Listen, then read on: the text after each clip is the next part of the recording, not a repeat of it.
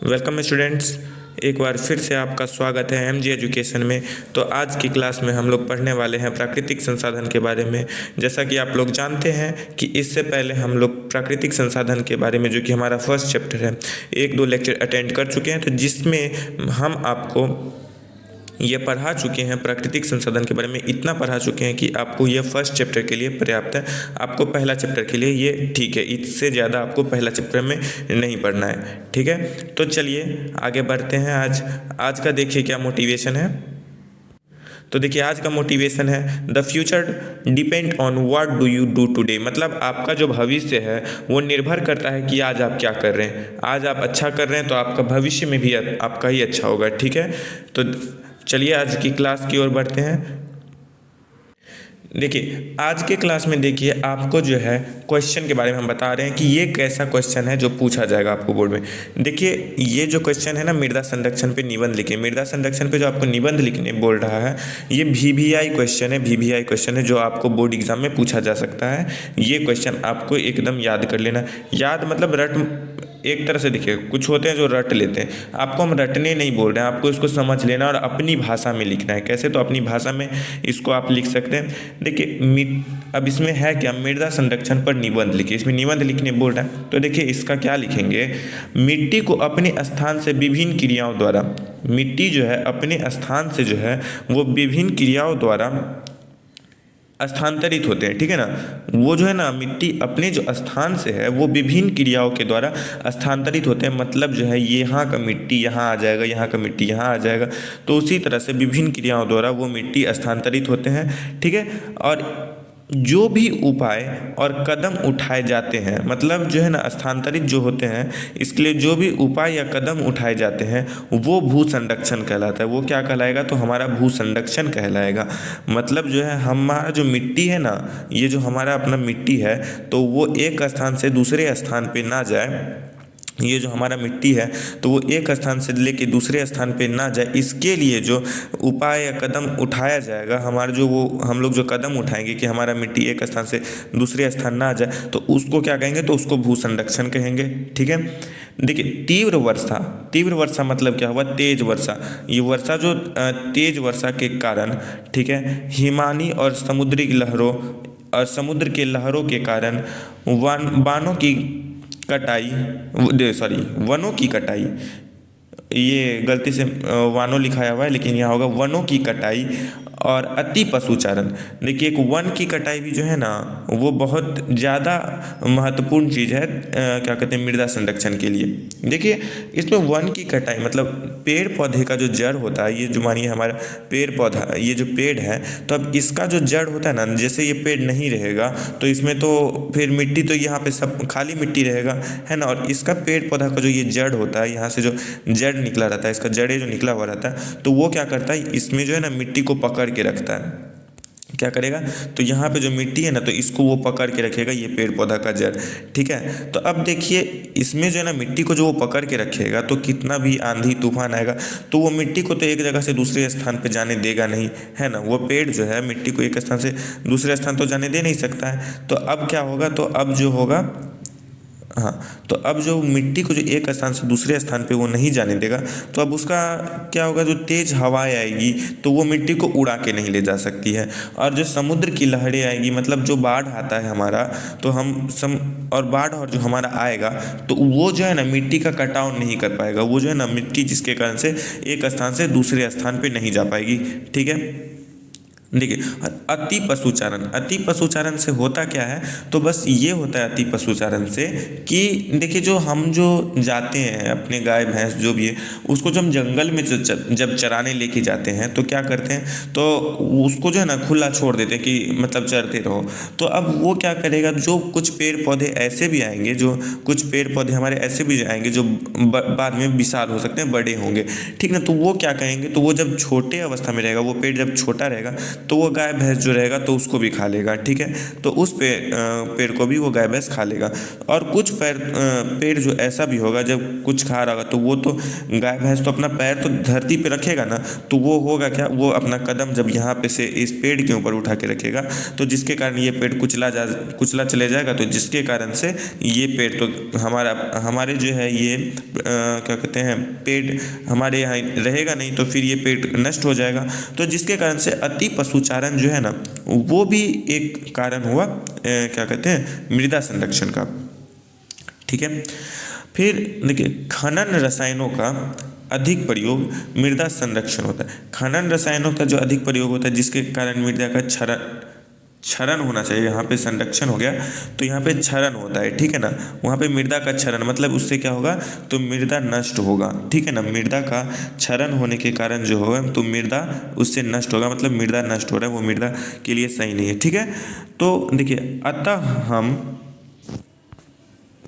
अतः हम मानवों का यह परम कर्तव्य है। यहाँ देखिए हमारे कर्तव्य के बारे में बात किया गया है। देखिए, यह हमारे कर्तव्य के बारे में बात किया गया, तो देखिए क्या है, तो अतः हम मानवों का यह परम कर्तव्य है कि ऊपर के सारे घटनाओं, मतलब ऊपर में जो हमारा घटनाओं था, अति पशुचारण, समुद्री लहरें, वनों की कटाई, रसायनों का अधिक प्रयोग, ये जो है ना, तो ये जो ऊपर में जो दिया हुआ है, तो ऊपर में जो घटनाएं हैं, ठीक है ना, तो उस घटनाओं पर संभव रोक लगाए, मतलब जितना ज़्यादा से ज़्यादा हो सके वो घटनाओं पर रोक लगाया जाए, मतलब वो घटना ना हो, ऐसा हमारा प्रयास रहना चाहिए, ठीक है। साथ ही साथ अपने आसपास में, हमारे आसपास जो है ना बेकार पड़ी ज़मीन होती है, जैसे देख समझिए आप कुछ ऐसे,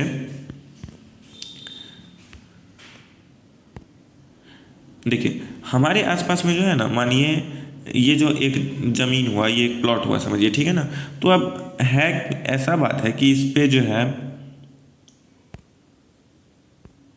हाँ, तो ये जो हमारा एक ज़मीन है, तो उस पर क्या होगा कि मानिए ये ज़मीन बंजर है, ठीक है ना, इस पर कुछ नहीं उगता है, तो इस पर कुछ मतलब हम लोग को क्या करना है, मतलब बेकार पड़ी जो ज़मीन है, ये ज़मीन पे कुछ नहीं है ना, इस पर कोई घर बना रहा है ना कुछ है, ना कोई पेड़ पौधा है, तो इस पर क्या, तो ये ज़मीन खाली पड़ा है, तो जिसके कारण से क्या करना चाहिए हमें इस ज़मीन पे, तो इस ज़मीन पे हमको जो है ना घास उगा लेना चाहिए, ठीक है ना। घास और पेड़ पौधा उगाना है, तो वो भी और बड़ी अच्छा बात है कि हमको इस पर पेड़ पौधा भी उगा सकते हैं, घास भी लगा सकते हैं, ठीक है ना। इस पर घास पेड़ पौधा इस ज़मीन पे लगा सकते हैं, तो जिसके कारण से होगा क्या, यहाँ पे जो मिट्टी रहेगा ना, इस ज़मीन का जो मिट्टी है, वो मिट्टी एक स्थान से दूसरे स्थान नहीं जाएगा, ठीक है ना। तो इसमें देखिए हुआ क्या, तो यहाँ पे क्या हुआ, इस मिट्टी का कटाव होने से बच गया, ठीक ना। नहीं तो ये जो मिट्टी है अपना, हमारा ये जो मिट्टी है, तो ये जिसके कारण ये जो ना मिट्टी कट जाता, मतलब एक स्थान से दूसरे स्थान में ये मिट्टी चले जाता, तो जिसके क्या कहेंगे, तो इसको कहेंगे मृदा की कटाई। तो अब इस पे जो हम लोग कदम उठाएंगे ना, जब सोचेंगे हम लोग सोचे तभी ना इस मिट्टी पे घास उगाए हैं हम लोग, तब जो घास उगाए हैं, पेड़ पौधा उगाए हैं, तो ये जो हम लोग जो कदम उठाए हैं कि हाँ घास लगाए, तो ये हम लोग जो कदम उठाए हैं ना इस मिट्टी के, इस जमीन के प्रति, तो उसको हम क्या कहेंगे, भू संरक्षण। ये क्या है, तो भू संरक्षण होगा, ठीक है। चलिए अब आगे बढ़ते हैं। तो देखिए आगे क्या है, इसमें संभव रोक लगाया जा सकता है, ठीक है। साथ ही साथ आसपास में पड़ी बेकार जमीनों पे घास और पेड़ पौधा उगाया जाए, और आसपास में जो बेकार ज़मीन है ना, तो वहाँ पे पेड़ पौधा उगाएंगे, ठीक है। और फसल चक्रण के द्वारा मिट्टी का संरक्षण किया जा सकता है। अब कितने बच्चों को पता है कि फसल चक्रण क्या होता है, फसल चक्रण क्या होता है, ये कितने बच्चों को पता है। चलिए हम बताते हैं फसल चक्रण होता क्या है। तो देखिए फसल चक्रण जो होता है ना, तो मानिए पहले एक सर्कल बना लेते हैं, सॉरी सही से नहीं बना, हाँ, ये जो फसल चक्रण है हमारा, तो अब इसको रफ करो,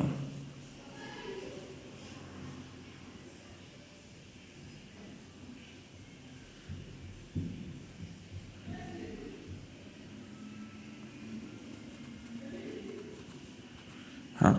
तो देखिए ये जो हमारा फसल जो चक्रण हो रहा है, तो मानिए पहले धान का है, पहले धान, 2-3 महीनों बाद गेहूँ, कलर चेंज कर लेते हैं,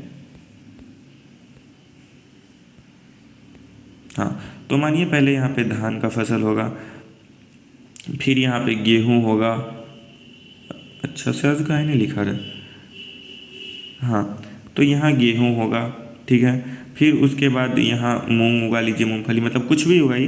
तो ये जो है ना, तो फसल का चक्रण बदल बदल के फसल लगा रहे हैं हम लोग, ठीक ना। ये हम लोग बदल बदल के फसल उगा रहे हैं, तो जिसके कारण से जो है ना, देखिए आपको एक ही चीज़ बार बार रटाया जाए तो आपका दिमाग उतना डेवलप नहीं होगा। उसी तरह से मिट्टी में भी क्या है, तो यहाँ पे एक ही प्रकार का जो है ना फसल बार बार, मानिए पहले भी धान है, फिर धान लगाएंगे, फिर धान लगाएंगे, फिर धान लगाएंगे, तो ऐसे में मिट्टी का उर्वरक शक्ति कम होने लगता है। अब धान है तो धान के बाद हम गेहूँ भी लगा सकते हैं। एक सेकंड, हाँ, तो धान के बाद हम लोग गेहूँ लगा लिए, गेहूँ के बाद और कोई फसल लगाएंगे तो फिर धान लगाएंगे। तो इस प्रकार का जो प्रक्रिया होता है ना, तो उसको क्या कहेंगे, तो हम लोग फसल चक्रण कहेंगे। तो आप लोग समझ गए कि फसल चक्रण किसे कहते हैं। तो इस प्रक्रिया को जो है हम लोग क्या कहेंगे, तो हाँ, तो इस प्रक्रिया को क्या कहेंगे, तो हम लोग फसल चक्रण कहेंगे। क्या कहेंगे, तो फसल चक्रण कहेंगे।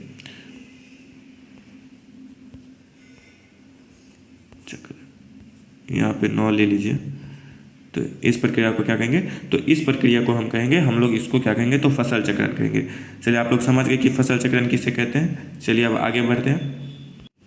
तो देखिए यहाँ पे भी लिखा गया है, यहाँ पे भी हम लोग को लिखा गया है कि फसल चक्रण किसे कहेंगे। यहाँ पे जो लिखा गया है, तो मिट्टी के द्वारा ये जो है चक्रण, फसल चक्रण के द्वारा मिट्टी का संरक्षण किया जाता है। तो देखिए जब मिट्टी उर्वरक रहेगा, मिट्टी उपजाऊ रहेगा हमारा, तो ही ना हम लोग फसल चक्रण कर पाएंगे, मतलब उस पर कुछ पेड़ पौधा या जो हम लोग फसल उगाते हैं, खेती कर पाते हैं, तभी ना कर पाएंगे जब मिट्टी में उर्वरक शक्ति रहेगा, है ना। तो फसल चक्रण के भी द्वारा हम लोग मिट्टी का संरक्षण कर सकते हैं, ठीक है। चलिए अब आगे बढ़ते हैं। तो देखिए आगे क्या बताया जा रहा है कि समोच्च कृषि से आप क्या समझते हैं। समोच्च कृषि जो है ना, उससे आप क्या समझते हैं, हमें ये बताया जा रहा है। तो यहाँ पे हम लोग को बताया जा रहा है कि समोच्च कृषि से आप क्या समझते हैं। तो अब क्या होगा इसमें, देखिए समोच्च कृषि जो है ना,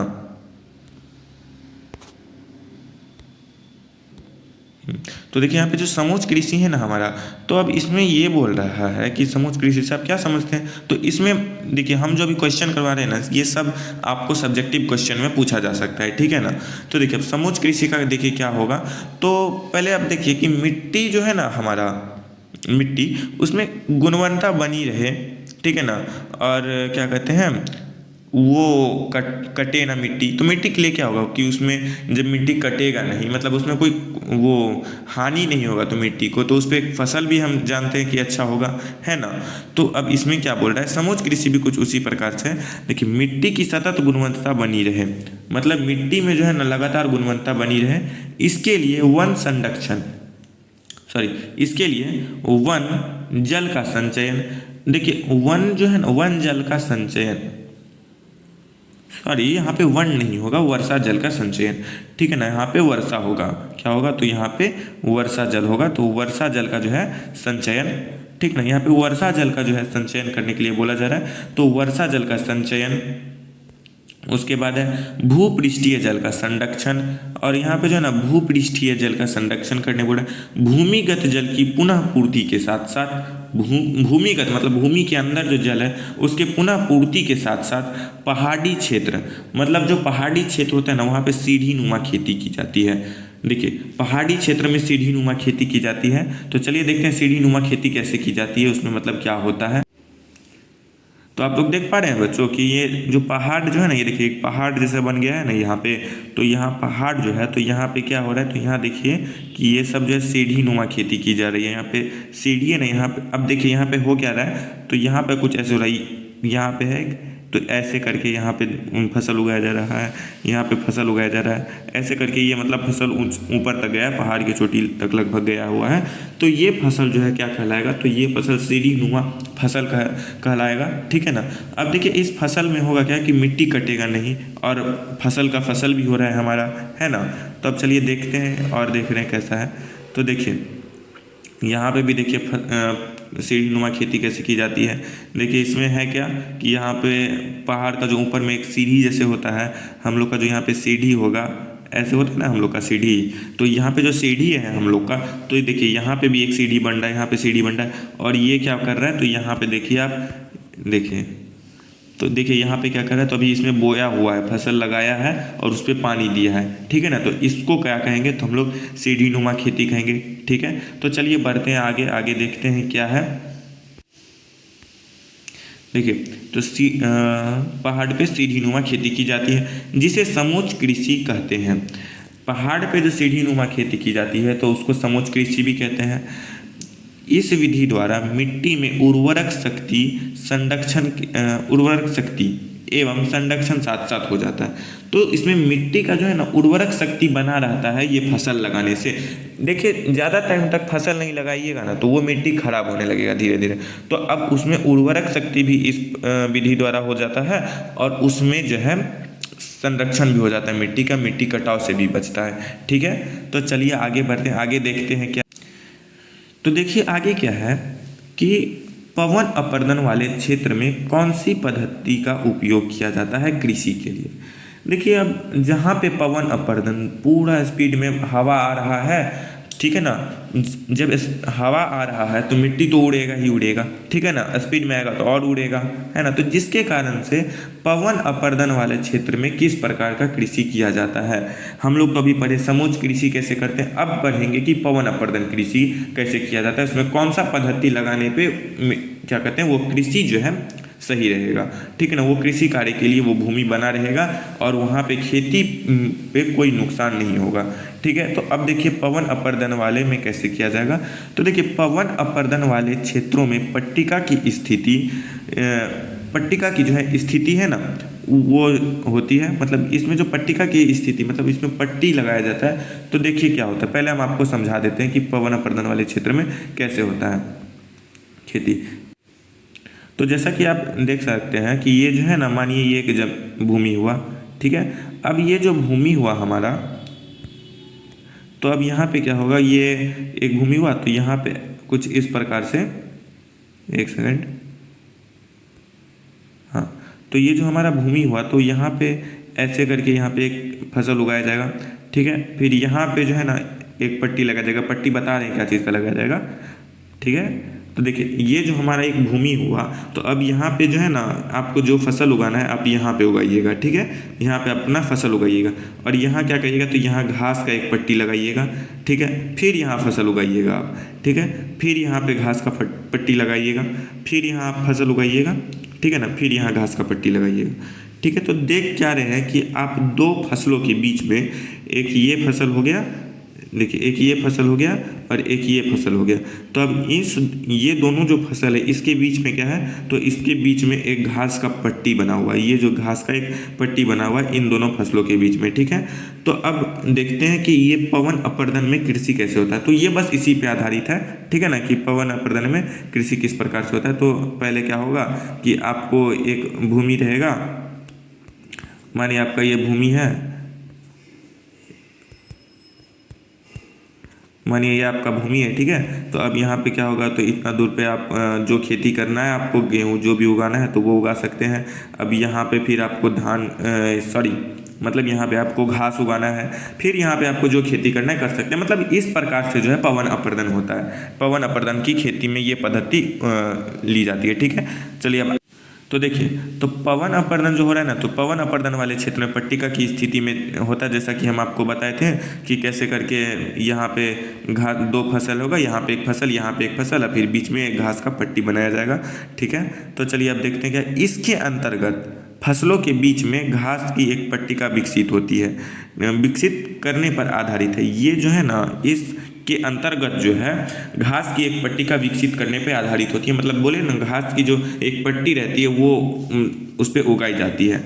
इसके तहत इसमें जो घास की पट्टिका उगाई जाती है ना, जिसके कारण से रसायन का उचित उपयोग मिट्टी के संरक्षण में किया जाता है। ये जो है ना इसमें जो है पवन अपर्दन में जो रसायन का जो है ना उचित उपयोग किया जाता है, मतलब जितना उपयोग होना चाहिए उतना उपयोग किया जाता है, ठीक है ना। जितना उपयोग उसमें होना चाहिए उतना उपयोग किया जाता है, ना कि उपयोग से ज़्यादा, ना कि उपयोग से कम, ठीक है। उसके बाद क्या है, सतत उपयोग किया जाता है रसायनों के सतत उपयोग से। यहाँ पे रसायन होगा, रसायनों के सतत उपयोग से मिट्टी में पोषक तत्वों की कमी आने लगती है। रसायन का जो है ना सतत उपयोग, मतलब लगातार जब रसायन का आप उपयोग करिएगा, कि अब कुछ भी चीज़ को लगातार आप करिएगा तो उसका तो कुछ ना कुछ तो लॉस होगा ना। जैसे आप मोबाइल जब देखे जा रहे हैं आप लगातार, तो दो चीज़ का लॉस हो रहा है, पहला तो आपके आँख का, दूसरा आपके बैटरी का हो रहा है ना। तो उसी प्रकार से जब मिट्टी में लगातार आप रसायन का प्रयोग करिएगा, रसायन तत्वों का जब प्रयोग, रसायनों का जब प्रयोग करिएगा, तो उसका जो सतत प्रयोग आप लगातार जब करिएगा तो उसमें उस पोषक तत्व की, उस मिट्टी में जो पोषक तत्व है उसमें कमी आने लगेगा, ठीक है ना, वो पोषक तत्व में कमी आने लगेगा। अब देखते हैं आगे क्या है। तो ये पोषक तत्व, ये जो पोषक तत्व है, ये पोषक तत्व वायु, केचुआ और सूक्ष्म जीव हो सकते हैं। मतलब जो पोषक तत्व है ना, तो वो वायु भी हो सकता है, केचुआ भी हो सकता है और सूक्ष्म जीव भी हो सकता है आपका ये पोषक तत्व, ठीक है। तो चलिए आगे बढ़ते हैं, आगे देखते हैं क्या है। तो देखिए अभी जो क्वेश्चन है ना, भारत के किस भागों में नदी डेल्टा का विकास हुआ है, यहाँ मृदा की क्या विशेषता है। ये जो क्वेश्चन है ना, भारत के किन भागों में नदी डेल्टा का विकास हुआ है और यहाँ मृदा की क्या विशेषता है, ये VVI क्वेश्चन है, वेरी वेरी इंपॉर्टेंट क्वेश्चन है ये, ठीक है ना। तो चलिए इसमें देखते हैं इसका क्या होगा।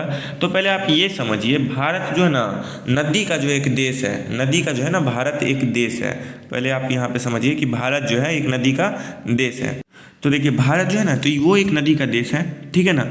यहाँ पे बहुत जगह पे नदी डेल्टा का जो है ना विकास हुआ, नदी डेल्टा का वहाँ पे बहुत जगह पे विकास हुआ है, ठीक है ना, खास करके मैदानी क्षेत्र में, ठीक है। और इस क्षेत्र में जो है ना मिट्टी में पोटास और चूना जैसे तत्वों को प्रधानता दी गई है। पोटास फास्फोरस जो है ना, वहाँ का जो मिट्टी रहता है, वहाँ पे पोटास और फास्फोरस जैसे तत्वों का, पोटास, फास्फोरस, चूना जैसे जो है ना तत्व जो है उसको वो प्रधानता दिया है, ठीक है ना। और उस मिट्टी में जो है ना एक चीज़ का कमी रहता है, जैसे कि हर एक चीज़ में कुछ ना कुछ कमी होता है, हर व्यक्ति में कुछ ना कुछ कमी होता है, जैसे कि हर व्यक्ति में कुछ ना कुछ कमी होता है, हर चीज़ में कुछ ना कुछ कमी होता है, उसी तरह से इस मिट्टी में भी कमी है। वो कमी तो क्या है, तो वो कमी है हमारा नाइट्रोजन जैसा जैव पदार्थों की इसमें कमी रहती है, ठीक ना। वो जो नाइट्रोजन जो है ना, तो उसका ये कमी रहती है और इसमें जो है ना अधिक उपजाऊपन होता है, ठीक है। ये जो होता है ना, ये जो मिट्टी होता है, ये अधिक उपजाऊपन इसमें पाया जाता है, ये मतलब ज़्यादा उपजाऊ होता है ये मिट्टी, ठीक है ना। और उपजाऊ होने के कारण होता है ना, कोई आदमी जब ज़्यादा दिमाग वाला होता है, साइंटिस्टिक बन गया मानिए वो, तो उसका तो उपयोग करते हैं, है ना। मतलब अब साइंटिस्टिक अपना दिमाग का उपयोग करते हैं, हम लोग साइंटिस्टिक के पे एक तरह से आधारित हैं, तो साइंटिस्टिक द्वारा बनाए गए उपकरणों का हम लोग उपयोग करते हैं, है ना। तो उसी तरह से इस मिट्टी का क्या उपयोग करेंगे, तो गहन कृषि के लिए ये मिट्टी उपयोग में आएगा। इस मिट्टी पे क्या किया जाएगा, गहन कृषि, ठीक है। ये जो हमारा मिट्टी है, तो इस पर हम लोग क्या करेंगे, तो गहन कृषि करेंगे। चलिए आगे बढ़ते हैं।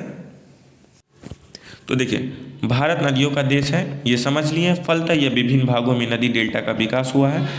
बहुत फलतः से ये विभिन्न भागों में, भारत का विभिन्न भाग में जो है ना नदी डेल्टा का विकास हुआ है। उसमें मुख्यतः देखिए भारत का मैदानी क्षेत्र, भारत का जो मैदानी क्षेत्र है वो पूर्वी तटीय क्षेत्र है, वो दक्षिण भारत के कुछ क्षेत्रों में इसका विकास हुआ और दक्षिण भारत के भी कुछ क्षेत्र में इसका विकास हुआ है। इन क्षेत्रों में मिट्टी में पोटास, फास्फोरस और चूना जैसे तत्वों की प्रधानता होती है। इस मिट्टी में जो है ना, ये जो मिट्टी है हमारा, तो उसमें जो है ना पोटास, चूना और फास्फोरस जैसे तत्वों की प्रधानता होती है, जबकि इसमें नाइट्रोजन एवं जैव पदार्थों की कमी रहती है और अधिक उपजाऊ होने के कारण इसमें गहन कृषि की जाती है। समझे, तो आप लोग समझे ना कि इसको क्या होता है, तो इसमें अधिक उपजाऊ जो होता है गहन कृषि जिसके कारण से इसमें किया जाता है, ठीक है। ये नदियों का देश जो है भारत, तो उसमें अब इतना छोटा में आप समझिए, भारत नदी का देश है, इसमें नदी डेल्टा बहुत सा विकसित हुआ है, ठीक है। उसमें मुख्यतः 3 जगह का नाम याद रखना है आपको, भारत का मैदानी क्षेत्र, पूर्वी तटीय एवं दक्षिणी भारत का कुछ क्षेत्र, ठीक है। इसमें विकास हुआ है, आप लोग समझ रहे हैं ना, तो इसमें ये विकास हुआ है। इन क्षेत्रों में जो है ना मिट्टी में पोटास, फास्फोरस और चूना जैसे तत्वों की प्रधानता होती है। और ये जो मिट्टी होता है इसमें चूना, पोटास जैसे पदार्थों का जो है उसमें वो होता है, प्रधानता दिया जाता है। एवं इसमें नाइट्रोजन एवं जैव पदार्थों की कमी रहती है। और इसमें नाइट्रोजन और कमी किसकी रहती है, तो जैव पदार्थ की रहती है। अधिक उपजाऊ होने के कारण इसमें गहन कृषि होता है। ठीक है, तो चलिए इसमें जो क्वेश्चन आपको ऑब्जेक्टिव में भी पूछा जा सकता है, इसमें ऑब्जेक्टिव में जो क्वेश्चन पूछा जा सकता है हम अभी आपको वो बता रहे हैं। चलिए देखते हैं क्या होगा। तो देखिए इसमें आपको ऑब्जेक्टिव में क्या क्वेश्चन पूछेगा। देखिए ये आपके लिए ऑब्जेक्टिव के लिए है। तो ये ऑब्जेक्टिव में आपको कैसा क्वेश्चन पूछ सकता है कि जब भारत के किस क्षेत्र में जो है ना नदी डेल्टा का विकास हुआ है। पहला क्वेश्चन तो यही हो गया कि भारत के किस क्षेत्र में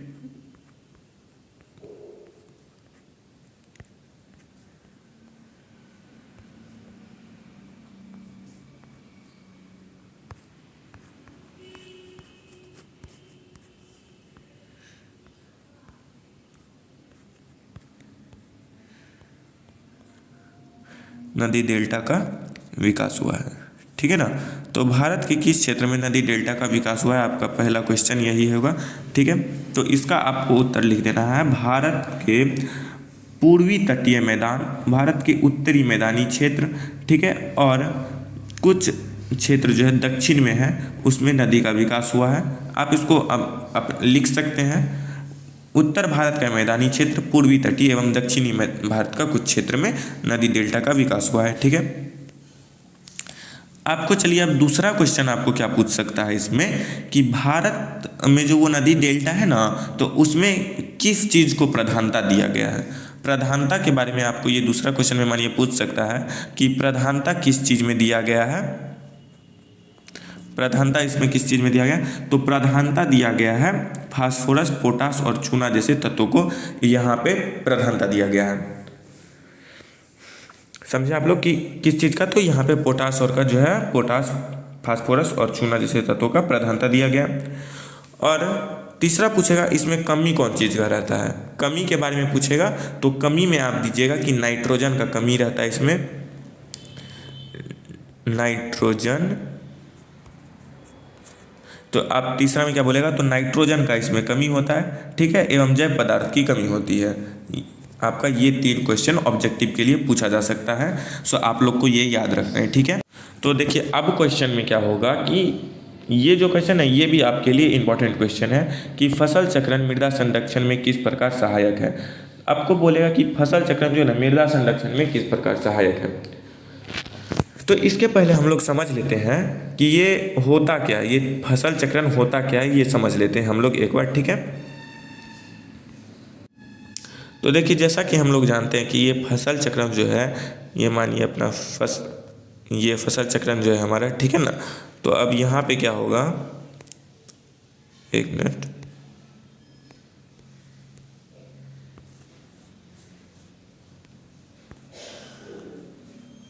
हाँ सॉरी ये गलती से हो गया। हाँ, तो देखिए हमारा जो ये मानिए फसल है, ये जो अपना फसल चक्रण का जो ये विधि है, तो ये मानिए इतना दूर हुआ। ठीक है, अब यहाँ पे मिटा देते हैं इसको। तो फसल चक्रण में पहले आप इतना समझिए, इतना देखिए आप कि क्या होगा ना फसल चक्रण में आपका कि इसमें धान का जो फसल है उसके बीच दलहन का फसल लगाया जाएगा। तो यहाँ पे क्या बनेगा अपना, तो यहाँ पे धान का फसल डालेंगे। ठीक है, यहाँ पे धान का फसल होगा और फिर क्या होगा, यहाँ दलहन का फसल। तो देखिए, तो दो धान के फसलों के बीच में दलहन का फसल यहाँ पे होगा। ठीक है, यहाँ पे क्या होगा, तो दलहन का फसल होगा। एक सेकेंड,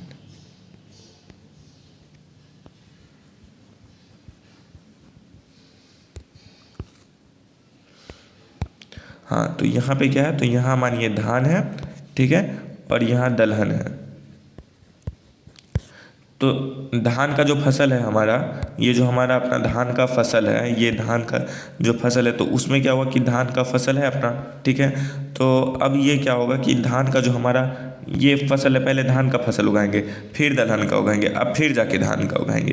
तो इस फसल चक्रण में हुआ क्या कि एक मटेरियल बदल गया। 2 बार तो धान का फसल उगाया गया। ठीक है, एक बार धान का, फिर दलहन का, फिर धान का।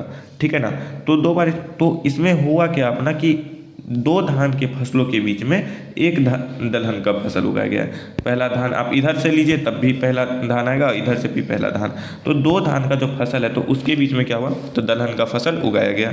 ठीक है, तो हमारा जो फसल चक्रण है ना, तो वो कुछ इसी प्रकार है कि दो धान के फसलों के बीच में एक दलहन का फसल आएगा। ठीक है, तो अब देखिए इस प्रक्रिया में, तो फसल चक्रण के बारे में आप लोग समझ गए।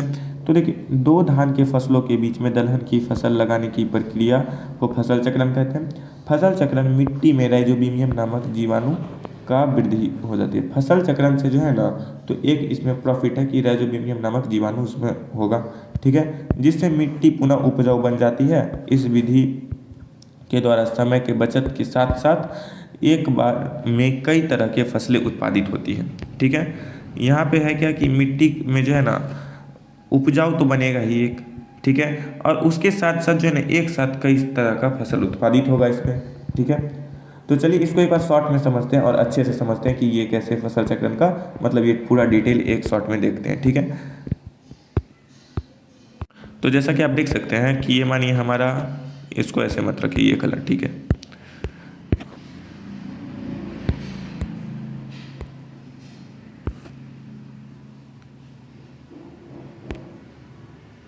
हाँ, तो देखिए यहाँ पे हम लोग धान का फसल उगाएंगे, ठीक है, और यहाँ दलहन का फसल उगाएंगे।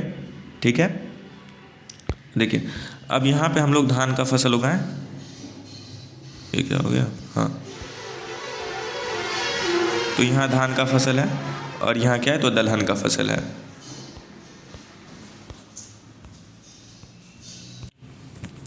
तो देखिए क्या है, तो दो धान के फसलों के बीच में क्या है, तो हम लोग दलहन का फसल लगाए हैं। ठीक है, ये दो धान का फसल है, उसके बीच में हम लोग दलहन का फसल लगाए हैं। तो देखिए धान और दलहन जो है ना, तो यहाँ से पहले धान का फसल उगाया जाएगा, फिर दलहन, फिर धान, तो दो बार तो धान का फसल उगाया जाएगा। तो आपको क्वेश्चन में बनेगा क्या कि दलहन का जो है ना फसल कितने धान की फसलों के बाद उगाया जाता है, तो दो धान का फसल होगा, पहला धान फिर दलहन फिर धान, तो दो धान के फसलों के बीच में दलहन का फसल उगाया जाता है एक बार। ठीक है, तो इसको फसल चक्रण कहते हैं। और ये जो हमारा मिट्टी है ना, एक सेकेंड, ये जो हमारा मिट्टी है, ये जो अपना मिट्टी है ना, ये हमारा जो मिट्टी है, ये दो धान का फसल है, इसके बीच में एक हमारा जो मिट्टी है, तो इसमें जो है ना ऐसा फसल चक्रण करने से एक होता क्या है कि इसमें एक जीवाणु हो जाता है, इसमें एक जीवाणु आता है इसमें। ठीक है ना, एक जीवाणु उत्पन्न हो जाता है जीवाणु उत्पन्न होता है जिसका नाम क्या है, तो राइजोबियम है। ठीक है, राइजोबियम है, बीमियम, इसका मतलब दूसरा नाम क्या, दूसरा नाम नहीं, मतलब ये जीवाणु जो है उसका नाम राइजोबियम है, राइजोबियम। तो वो जो जीवाणु का नाम था, तो सॉरी ये कट गया, तो वो जीवाणु का जो नाम था वो क्या नाम था, तो राइजोबियम था उस जीवाणु का नाम। ठीक है,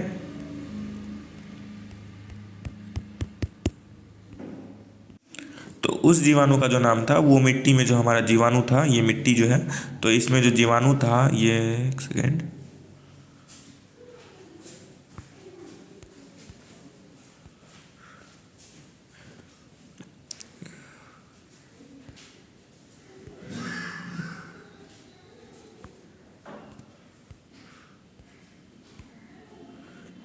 ये जो हमारा मिट्टी है, तो इसमें जो है क्या होता है कि इसमें एक राइजोबियम नामक जीवाणु आता है, यहाँ पे एक राइजोबियम नामक जीवाणु है।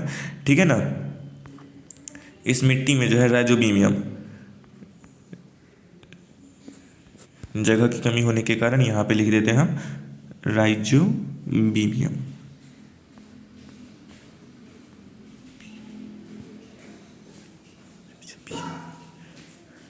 तो यहाँ पे क्या होगा, तो राइजोबियम नामक जो है एक जीवाणु उत्पन्न हो जाता है। ठीक है ना, लेकिन ये जो जीवाणु है ना, तो बहुत सारा जीवाणु नुकसान करता है, ये जीवाणु फायदा देता है इस मिट्टी को।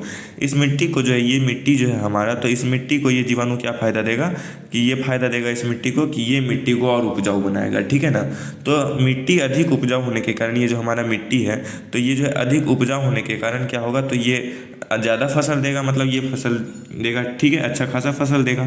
ठीक है ना, तो अब आपका ये ऑब्जेक्टिव यहाँ पे होगा कि मिट्टी में ये जो होता है फसल चक्रण के द्वारा मिट्टी में कौन सा जीवाणु उत्पन्न होता है, तो इसमें होता है राइजोबियम नामक जीवाणु इसमें उत्पन्न होता है। ठीक है, चलिए आगे बढ़ते हैं।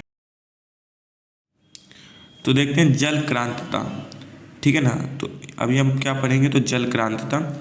तो जल क्रांतता में है क्या कि जल क्रांतता कैसे होता है। ठीक है ना, ये जल क्रांतता जो है वो होता कैसे है, इसमें मृदा अपरदन की क्या भूमिका है। मृदा अपरदन मतलब तो आप लोग जान चुके हैं कि मिट्टी का कटाव। ठीक है ना, अपरदन का मतलब क्या है, तो मिट्टी का कटाव है, ये आप लोग जान चुके हैं पहले ही। ठीक है, तो ये जल क्रांतता में जो है ना मिट्टी का जो कटना है, मिट्टी का ये कटना है, तो वो कैसे कटता है, मतलब इसमें भूमिका क्या है इसकी।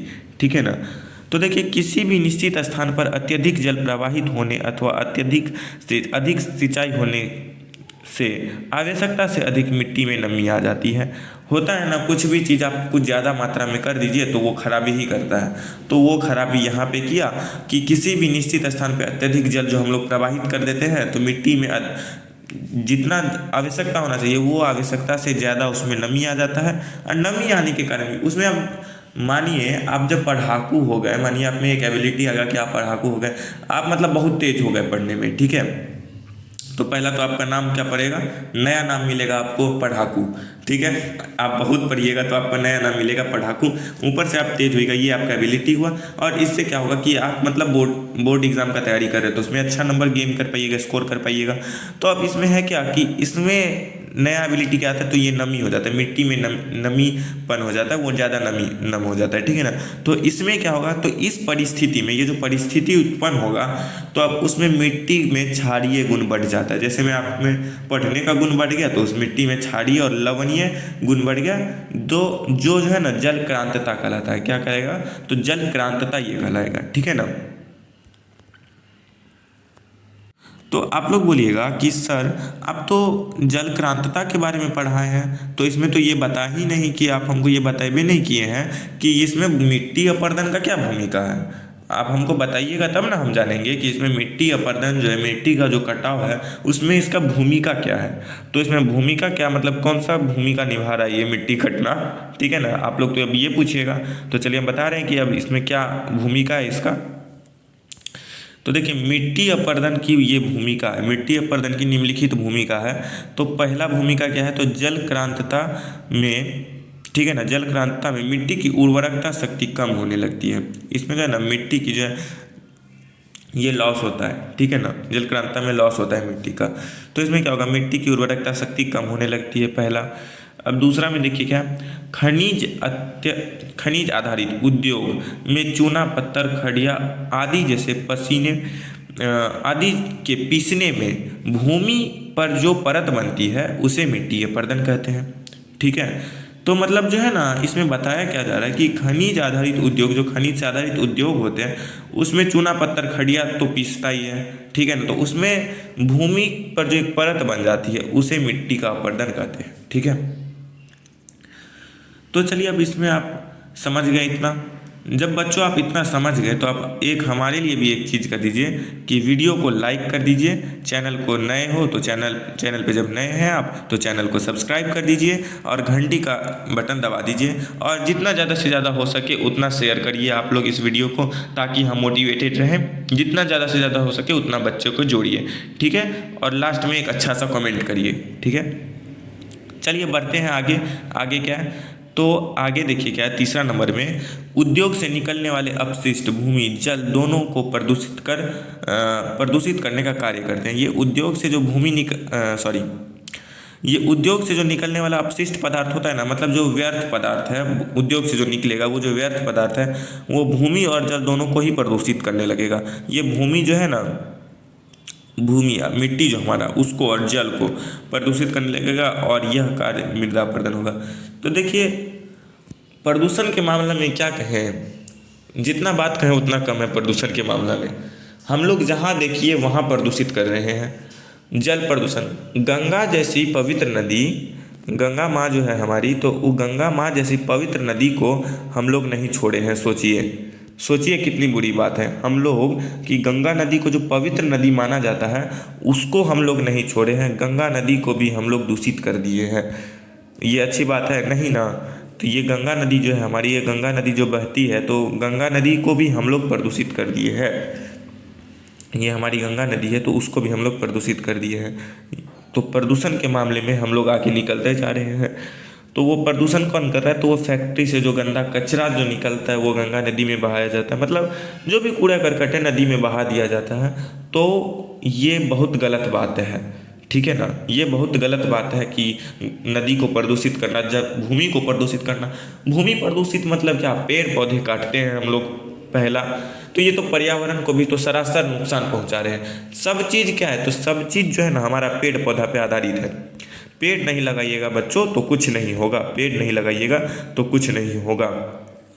मानिए ये भूमि है, पेड़ नहीं लगाइएगा तो मृदा अपरदन, मिट्टी का कटाव होगा, जिसे आप लोग चाहिए तो मिट्टी का चोरी होना भी कर सकते हैं। भूमि तो इसमें क्या होगा? तो मिट्टी का कटाव होगा।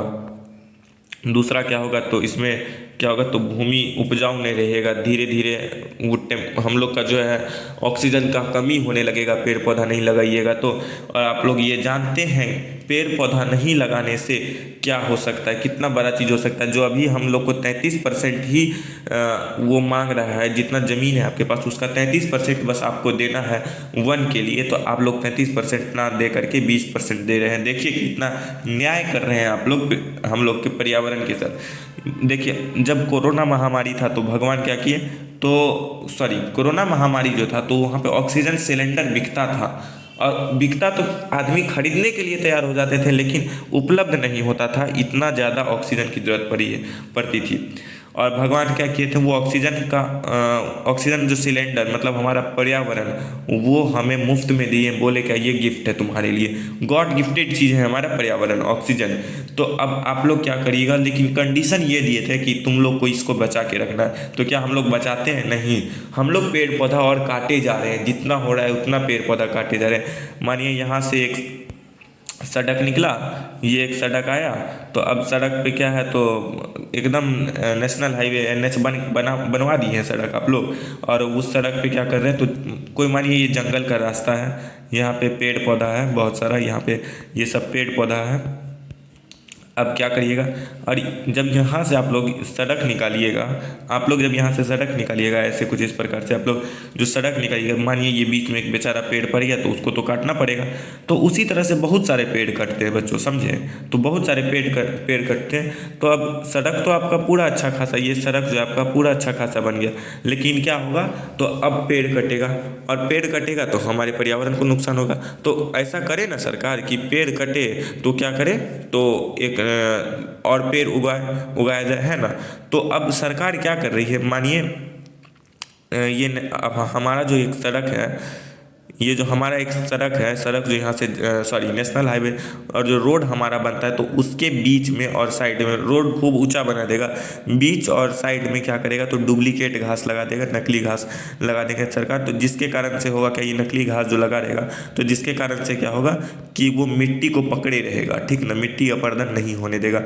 यहाँ पे जो घास लगेगा तो वो क्या होगा? तो मिट्टी का अपरदन नहीं होने देगा, मिट्टी अपरदन से रोकेगा। ये सड़क है हमारा, ठीक है। तो हमारे सरकार ये कर रहे हैं कि हमारी सरकार ये करे कि सरकार भी घास लगा रही है, सोचिए। तो हम लोग एक क्या पेड़ नहीं लगा सकते हैं? हम लोग अपने ऑक्सीजन को पर्याप्त मात्रा में लेने के लिए पेड़ नहीं लगा सकते हैं बच्चों? पहले आप ये बताइए, लगा सकते हैं ना? तो चलिए अब आगे बढ़ते हैं। तो देखते हैं आगे क्या है। तब तक बच्चों आप जब वीडियो चैनल पे नए हैं तो चैनल को सब्सक्राइब कर लीजिए, वीडियो को लाइक कर दीजिए और घंटी का बटन दबा दीजिए, ठीक है। आप लोग सब्सक्राइब, लाइक और घंटी का बटन दबा दीजिए।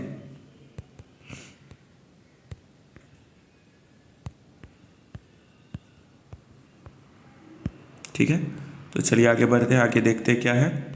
देखिए, भारत में जो है अत्यधिक पशुधन होने के बावजूद भारतीय अर्थव्यवस्था में इसका क्या योगदान है, ये स्पष्ट करें, ठीक है ना। ये आपको मोस्ट भी है, ये ऑब्जेक्टिव नहीं सब्जेक्टिव क्वेश्चन है, ठीक है। तो देखिए इसका क्या है।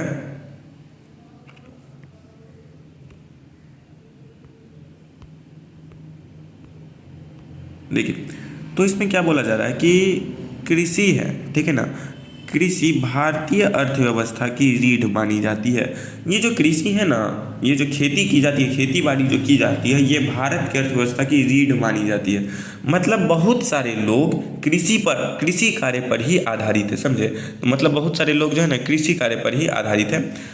वैसे तो भारत पशुधन के मामले में विश्व में अग्रणी देशों में शामिल किया जाता है। मतलब पशुधन मतलब क्या, पशु जानवर के मामले में जो है ना भारत जो है वो विश्व के अग्रणी देशों में शामिल किया जाता है। परंतु चारागाह बहुत कम भूमि और पशुओं के लिए पर्याप्त पौष्टिक चारा उपलब्ध ना होने से हम लोग के पास ना चारागाह पशु है, मतलब नहीं भी है, एक तरह से है और नहीं भी है। मतलब बहुत कम चारागाह है, बहुत कम भूमि, पशु के लिए पर्याप्त पौष्टिक चारा उपलब्ध है, पौष्टिक चारा उपलब्ध नहीं है। इसका प्रतिकूल प्रभाव पड़ता है, समझ रहे हैं। इसका जो है ना प्रतिकूल प्रभाव पड़ता है हमारे भारतीय अर्थव्यवस्था पे, इसका प्रतिकूल प्रभाव पड़ता है। हमारी देश की गायों और भैंसों, हमारे देश में जो ना गायों और भैंसों की नस्लें बहुत कम दूध करती है।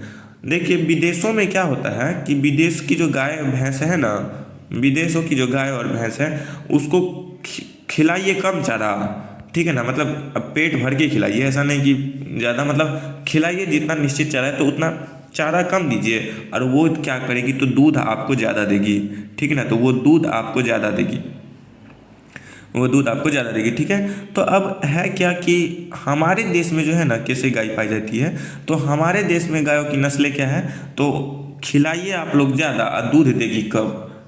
ऐसा अच्छा थोड़ी ना है कि हम लोग खिलाएंगे उसको ज़्यादा, पहला तो भाई चारा खरीदो और फिर खिलाओ, तो खिलाएंगे ज़्यादा और दूध कम देगी।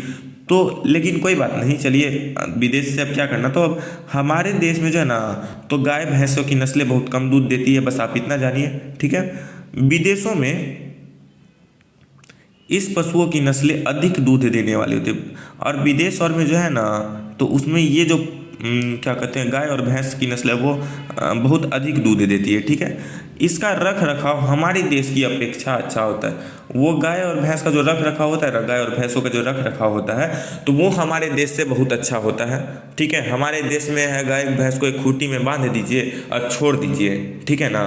गाय और भैंस को क्या करिए, खूंटी में बांध के छोड़ दीजिए। लेकिन विदेश में क्या होगा, उसके लिए बांधेगा वो लोग भी, ठीक है ना। स्पेशल एक चारागाह होगा, उसके लिए चराने के लिए भूमि होगा, पर्याप्त भूमि पशुओं के लिए होगा, ठीक है ना। पौष्टिक भोजन देगा। हमारे से तो अच्छा हुआ ना कि हाँ वो लोग पौष्टिक भोजन और दे रहा है, तो हम लोग उतना नहीं दे पा रहे, तो हमसे तो अच्छा रख रखा हुआ, गाय भैंस का वहाँ पे अच्छा रख रखा हुआ। कम दूध और अधिक भोजन या चारा देने से भारतीय कृषि के साथ साथ अर्थव्यवस्था भी आगे नहीं बढ़ पाते हैं। कम दूध देता है गाय, ठीक है, अधिक भोजन खाती है, ठीक है।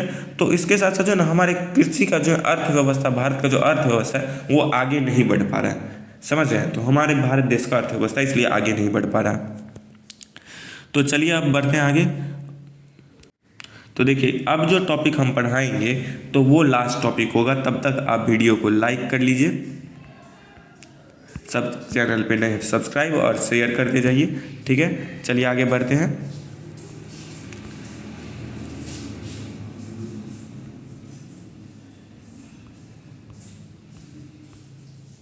आगे आपको पूछा जा रहा है खादर और बांगर क्या है। ये क्वेश्चन है आपसे, खादर के बारे में और बांगर के बारे में क्या है। तो मतलब ये आपको क्वेश्चन दिया गया, ये प्रकार है, ठीक है ना। तो खादर एक, ये मतलब मिट्टी का एक जो प्रकार है, तो खादर नए प्रकार की जलोढ़ मिट्टी तो होता है, एक नए प्रकार का जलोढ़ मिट्टी होता है, और उस मिट्टी में जो है ना महीन कण पाए जाते हैं, ठीक है ना, छोटे छोटे कण पाए जाते हैं। इसको महीन कण मतलब मिट्टी में जो है ना बालू, जलोढ़ मिट्टी में क्या है कि वो बालू से होता है, ठीक है ना। वो जल के द्वारा तो पहले लाया जाता है, वो बालू का होता है, उसमें सिल्ट पाया जाता है। तो जलोढ़ मिट्टी में जो है ना ये महीन कण होते हैं, जो बालू की मृतिका का मिश्रण होता है। यह काफ़ी उपजाऊ होता है। खादर मिट्टी काफ़ी उपजाऊ होता है, आप इतना समझिए, ठीक है ना। वो उपजाऊ मिट्टी है क्योंकि इसमें जो जलोढ़ मिट्टी का महीन कण पाया जाएगा और मृतिका रहेगा और उसका मिश्रण रहेगा, तो जिसके कारण मिट्टी उपजाऊ हो जाता है। खादर के बारे में क्या, बांगर में देखिए क्या, जलोढ़ पुराने मिट्टी, जलोढ़ जो है और वो पुराना मिट्टी, कंकड़ और बंजरी बंजरी की मात्रा अधिक होती है। इसमें बांगड़ में बंजरी की मात्रा अधिक होती है, जो मिट्टी को अनुपजाऊ बना देती है। ये मिट्टी को उपजाऊ नहीं रहने देती है, अनुपजाऊ बना देती है, जिसे बांगड़ कहते हैं। ठीक है, ये आपको मोस्ट VVI क्वेश्चन हुआ। ठीक है, MVVI। ठीक है, तो चलिए, आपको जब बच्चों वीडियो पसंद आया हो तो वीडियो को लाइक, चैनल को सब्सक्राइब और घंटी का बटन दबा दीजिए, और जितना से ज़्यादा हो सके वीडियो को शेयर करिए, ताकि हम मोटिवेट रहें और आपको भी और सारे मोटिवेशनल के साथ वीडियो अपलोड करते रहें। Thank you.